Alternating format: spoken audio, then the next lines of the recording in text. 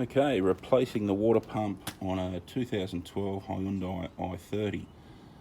Mine actually seized up completely. It was making a bit of noise and then it just seized up, so it was burning the fan belt, which created a bit of smoke. But anyway, I couldn't get a mechanic to do anything. I looked on Google, and on Google it said, remove this thing so you can jack the motor up and all the rest of it.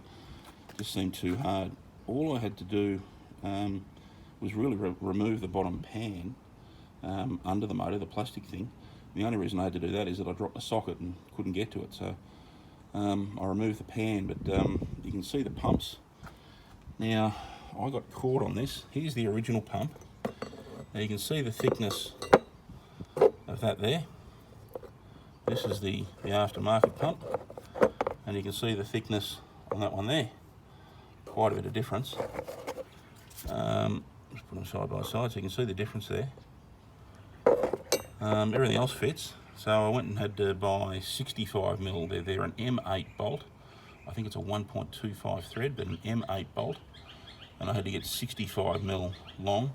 The short one, that's still fine because the bottom is the same on the two of them. That's the same. Anyway, so that's the new pump.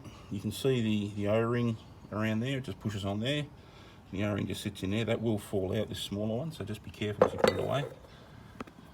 As far as where it goes in the engine, I will try and get the camera down there. So you can see down there, that's your bottom hole down there. 4 bolts, there's a bolt down below that bottom hole. Bolt there, and a couple more bolt holes. So there's 4 bolts in total.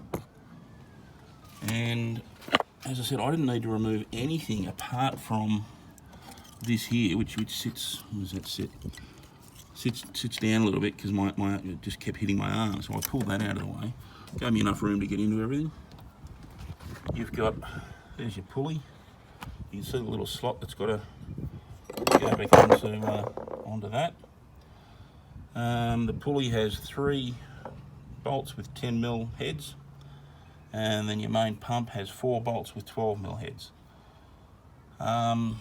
Pretty simple. The only problem, of course, was getting the pump delivered and then finding I needed new bolts, so had to do that. But certainly something you could do at home.